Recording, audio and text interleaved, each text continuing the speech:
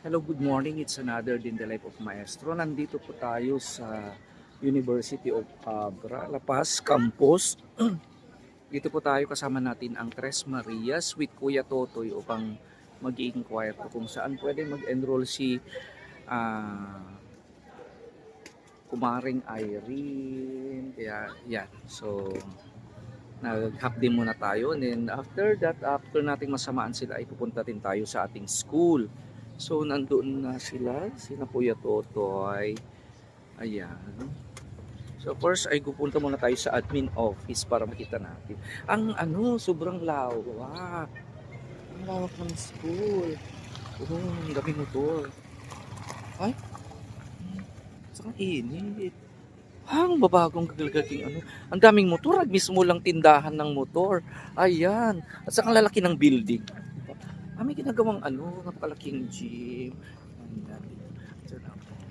Ito tayo. So ayan po mga kababayan, natapos na po tayo sa pag-i-inquire sa office doon. Sa ayan, diyan si Kumaring Irene at si Kuya Totoy nag-uusap po sila muna. Okay, of course masaya naman kasi wala pa yung there will be a specific date na ibibigay wherein kukontak ko siya. And then siya apo'y mag-undergo ng examination muna kung anong makukuha ni Kumaring Irene. So yun ang gagawin niya. Okay, so ayun. So parang excited na si Kumaring Irene. Oh, yan. Right tayo sa tricycle si Marjorie. Kumusta, girl? Okay, so ayan. Pupunta na kayo sa Maynila bukas. Gabi na kayo Okay, enjoy your trip. Sana makita ko one day ang bukid noon. Oo, pupunta kayo doon. Ang ano lang po doon, ang taas ng bundok, hindi nyo siguro kayo Kakayanin ko. Pero meron namang yung parang motor na merong May may babayaran ka. pakpak. Opo, May pakpak? Ano yun? yung may pakupako. Paku-pako yung sasakyan? Opo, parang may nakasakay na sila sir. Hindi mahirap. Hindi naman kasi sanay din sila mag-drive ng mahirap na daan. Pero pag umulan po, hindi talaga magagaan yung doon. Yung Di mahal ang bayad. depende sa'yo. Merong driver na ikaw yung bahala, ilan yung ibigay. Yung sila Sir Paul nga sila bahala yung ilan yung binigay nila. So, excited ka na umuwi, girl? Yes po. Excited naman kababayan mo. Maraming doon sa lugar niyo. Maraming yung barangay niyo, maraming kabahayan, gano'n. Marami din po. Tapos doon sa amin, marami ding bahay po. Ah, Mga 200. Ay, mas malaki sa Pangal. Diba? Pero sityo lang yung tawag doon sa amin. Tapos merong courtyard sa amin. Ay, bongga. Pero walang highway. May internet. Meron. Ay, bongga. Pero minsan, mawala-wala. Anong pangalan ng lugar niyo? Kamyasungan. Kamyan, Sitio Kamyas. Kamyasungan. Kamyasungan. Bukid na. Side Oo, yung bukid nun Very popular ang bukid nun. City? Hindi. Bukidnon po. San Fernando. May city doon. Oh. Davao City. Davao City lang. Ah. Ay, yung Chris, Malaybalay City. Malaybalay na ba yun?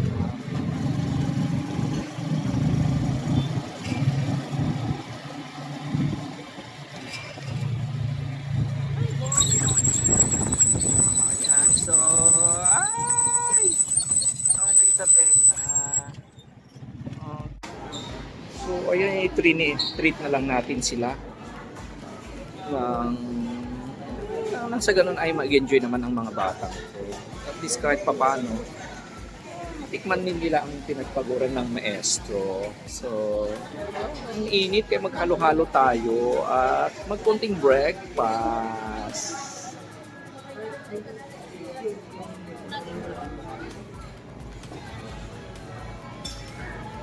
Mag-inasa naman ang bahay.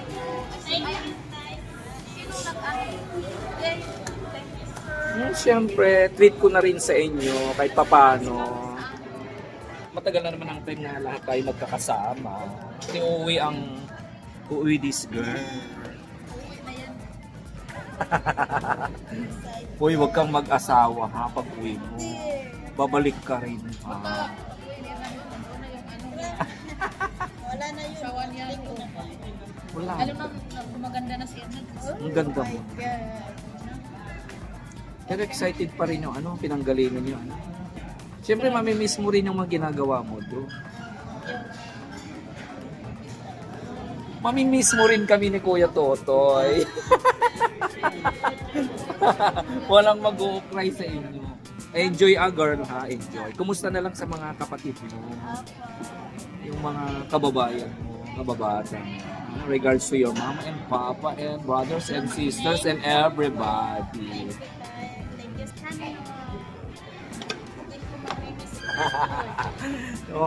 Lahat ng mga taga-Bukid nun ha. Kumusta sa inyo? Ilang lang naman, weeks. Then babalik ko na. 3 weeks and then back to school na kayo. Okay? Dapat may Nay, ano kaya yung posibleng mga sa amin?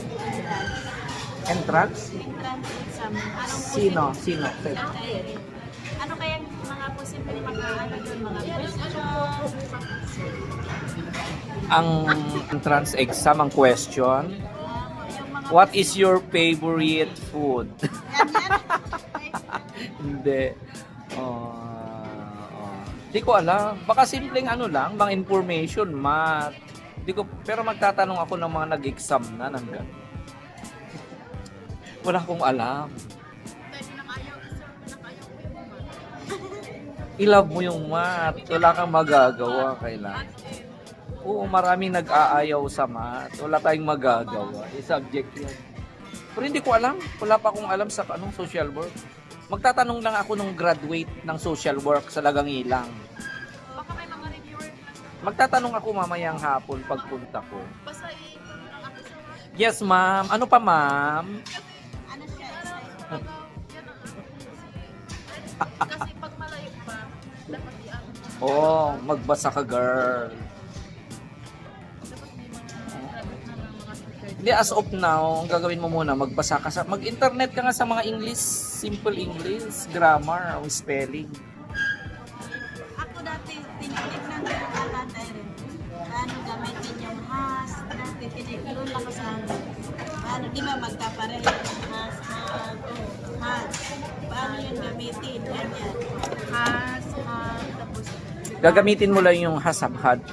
Pag ang verb mo ay past participle. Tapos yung has. Pari mama, killed, kaya has killed, have killed, had killed, ganon. Tapos yung alantay rin mo. Ano pa yung A, saka yung ano pa Sa mga, dapat alam mo yung agreement ng subject of predicate, yan ang number 1 na pag-aaralan mo. Yung agreement. Pag alam mo na yung agreement of subject and predicate, hindi ka mawawala sa English. Plus, read, and read. Ganon. Yun ang ginawa ko noon. Halo-halo pa ma'am. Ayan. Sige. So, ayan na lang muna ha. Pagtiyagaan nyo muna. Okay, no problem. Susunod si Kuya Tutoy sa summer, next month. Okay. Ay, Diyos ko! Bonggang-bonggang halo-halo! Yan, di ba?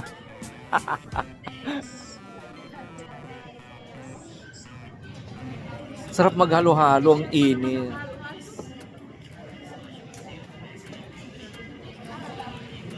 Oh, di ba? Go!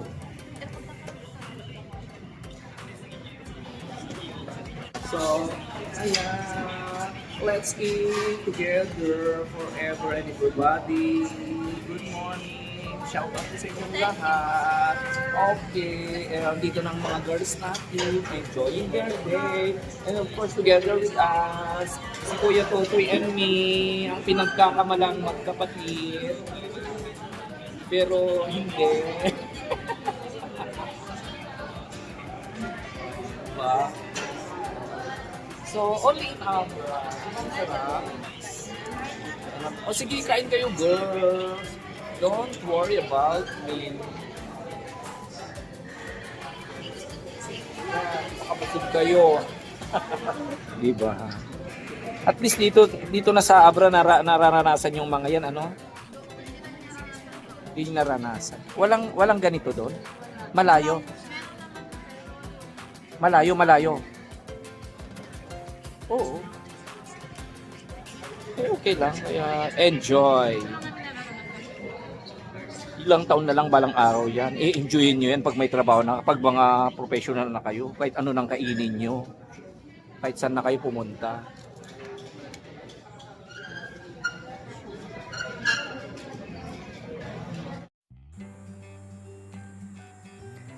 Bagong pag-uwi ni Erna, heto na naman ang simple naming bonding. Sayang, wala si Ate Badiday, may classes siya. Bawi na lang siya next time. Alam kong excited na si Erna na makauwi sa kanila at makita ang kanyang mga mahal sa buhay. Mga kamag-anak, mga kababata, mga kaibigan, at ang kanyang mga nakasanayan sa kanilang lugar.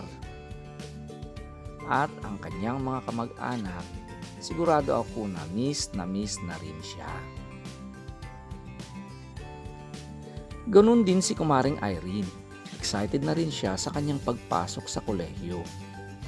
Kaya kailangan din niya ng ating konting tips at payo nang sa ganun ay makakasabay siya. Alam kong hindi maging madali para sa kanya, pero naniniwala kong kakayanin niya. Si Irene pa. Of course, ang kanilang bunso na maladyosa sa ganda na si Marjorie. Excited na rin siya sa school na papasukan nila. Kaya nung pumasok kami para mag-inquire, ay marami nang napalingon sa kanya. Napakaganda raw ng batang ito. Mahiyain talaga ang batang ito pero ubod ng talino kahit di umiimik. Pero one day, alam ko lalakas din ang kanyang confidence. Masaya kapag kami ay nagbabanding. May palitan ng mga karanasan at buhay. At ang higit sa lahat ay nakapagbibigay din tayo ng payo at paalala sa kanila. Ang maganda sa mga batang ito ay nakikinig sila at mababait sila.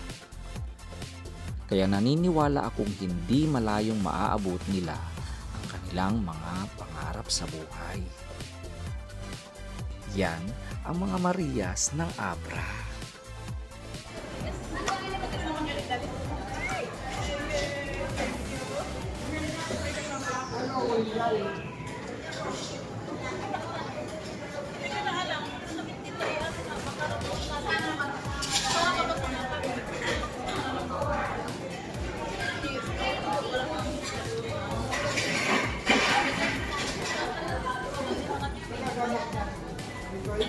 Hindi. Pero gusto niya lang yung sabi sa'yo, hindi ko iba yung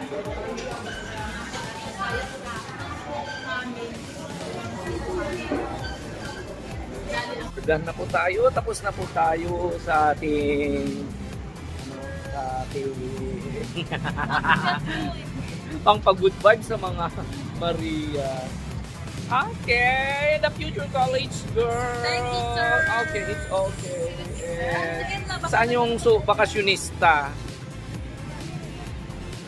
Wampay na pan CR. Yung phone mo.